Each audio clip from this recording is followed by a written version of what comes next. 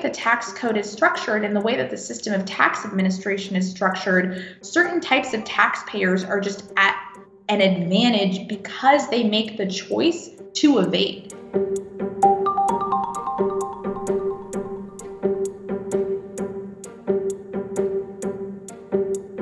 It turns out that around 15% of taxes that are owed to the federal government are uncollected each year. That's about 3% of GDP on an annualized basis, or around $600 billion this last year.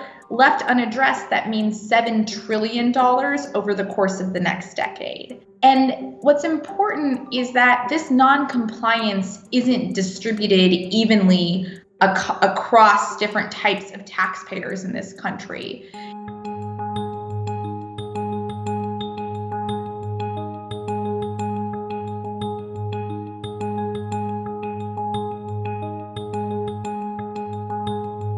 If you're a regular American worker, someone who earns wage income, the compliance rate on your tax obligations is essentially 99%.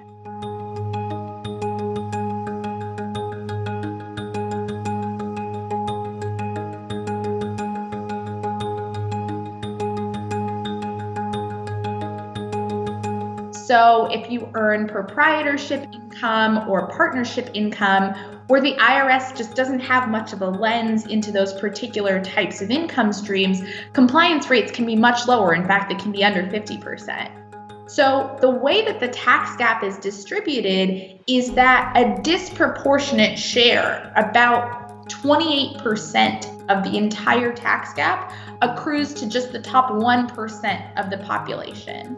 So when you think about a small business owner who is fully compliant with their tax obligations and already paying all their owe, today they're forced to compete against those who are actively shirking their tax liabilities, and as such are able to operate in a world in which they're choosing to not make good on those particular sets of obligations.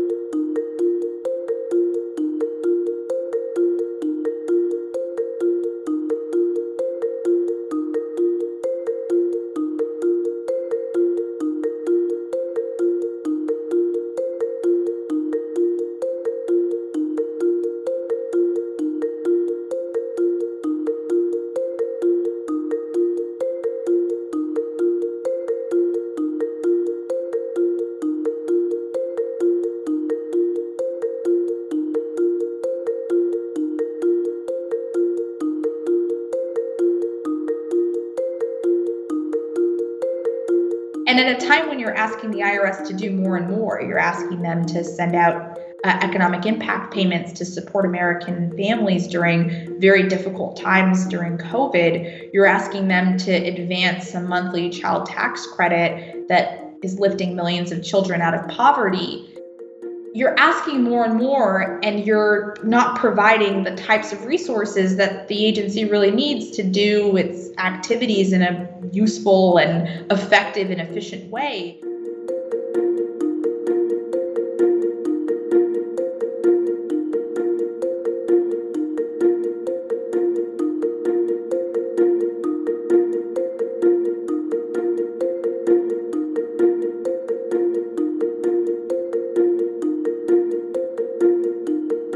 We need to get rid of a tax code that creates different sets of rules for different types of taxpayers and forces people who want to do their civic duty to compete against those who don't.